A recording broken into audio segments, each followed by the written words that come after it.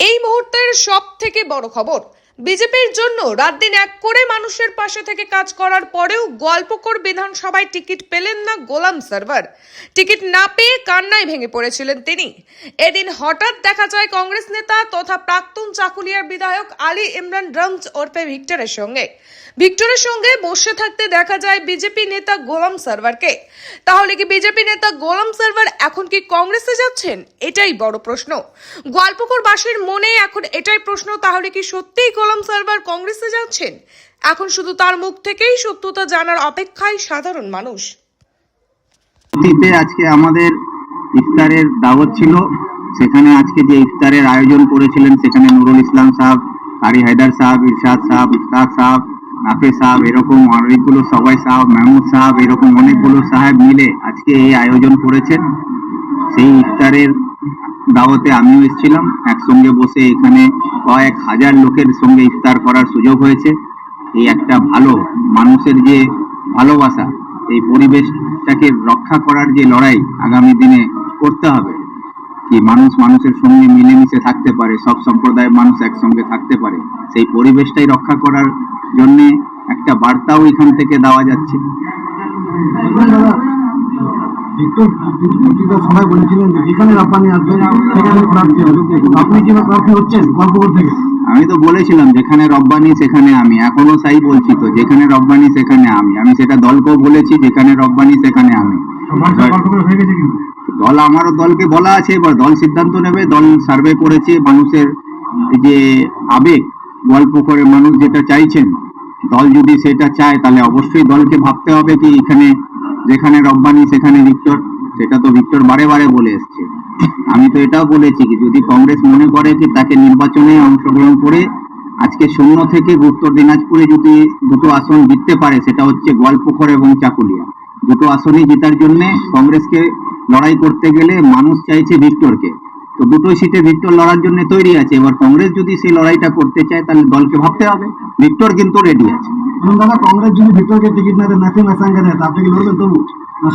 সেটা দল যদি সিদ্ধান্ত নেওয়ার পরে আমাদের যারা দলের নেতা কর্মীরা আছে তারা কি চাইছে তাদেরকে নিয়ে, আমি নির্বাচন নিজের জন্য লড়ি না, আমি নির্বাচন জনগণের জন্য লড়ি।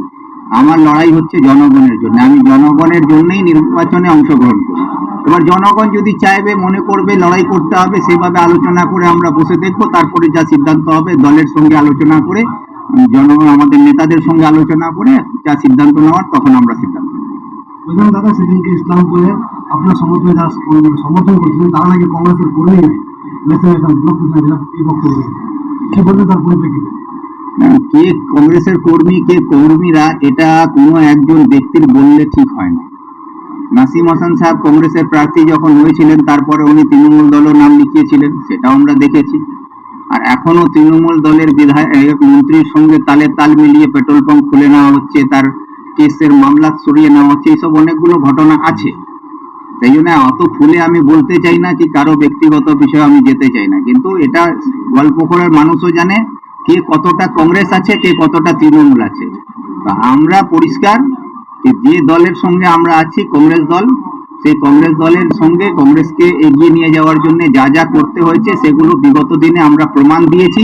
যখন গোয়ালপুকুরে কংগ্রেসের ঝান্ডা তোলার জন্য কেউ সাহস পাচ্ছিল না, তখন আমরাই নুরুল ইসলাম সাহেবের নেতৃত্বে এখানে কংগ্রেসকে শক্তিশালী করেছি, এবং শক্তিশালী শুধু করিনি, তৃণমূলের যে কোনো অন্যায় অত্যাচার, পুলিশের মোকাবিলা হোক, প্রশাসনের মোকাবিলা হোক, মন্ত্রীর মোকাবিলা হোক, তার দামলাদের মোকাবিলা হোক, সেটা আমরা করে বারে বারে প্রমাণ দিয়েছি। আজকে যে জনগণের ভরসা কংগ্রেসের প্রতি আছে, সেই লড়াই করে মানুষের আস্থা অর্জন করেছি আমরা। যারা বলছে কি এরা কংগ্রেস নয়, কংগ্রেসের জন্য যারা বলিদান দিয়েছে, যারা ঘাম ঝরিয়েছে, তাদেরকে আজকে যারা বলছে কি তারা কংগ্রেসই নয়, তারা নিজেকে আগে আয়নাতে গিয়ে দাঁড়িয়ে দেখুক, তারা আগে নিজের চরিত্র সম্বন্ধে দেখুক, রাজনীতিতে তাদের যে অস্তিত্বটা কোথায় আছে, গোয়ালপুকুরে মানুষের পাশে কোথায় আছেন, মানুষের জন্য কোথায় লড়াই করেছেন, কোন আন্দোলনে, কোন কর্মসূচিতে, কোন থানাতে, কোথায় ওনারা দাঁড়িয়েছেন। একটা মানুষের পাশে দাঁড়িয়েছেন, কোনোদিন কথা বলার সাহস হয়েছে? আজকেও আমি বলছি, যদি সাহস থাকে তো আপনি বেরিয়ে আসুন, বেরিয়ে এসে আজকে জনগণের হয়ে লড়াই করুন না। যে আজকে অ্যাডজুডিকেশনে ফেসে আছে যারা, তাদের জন্য আন্দোলন করছেন না কেন? আপনি বেরিয়ে আসুন। আজকেও উনি রব্বানি অনুমতি না দিলে তারই ঘর থেকে বের হবেন না। আর তাকে কংগ্রেস যদি প্রার্থী করে, তাহলে ওই প্রার্থীটা রব্বানিরই প্রার্থী হবে, কংগ্রেসের প্রার্থী হবে না। এটা কংগ্রেসকে ভাবা উচিত, এটা আমি বলবো।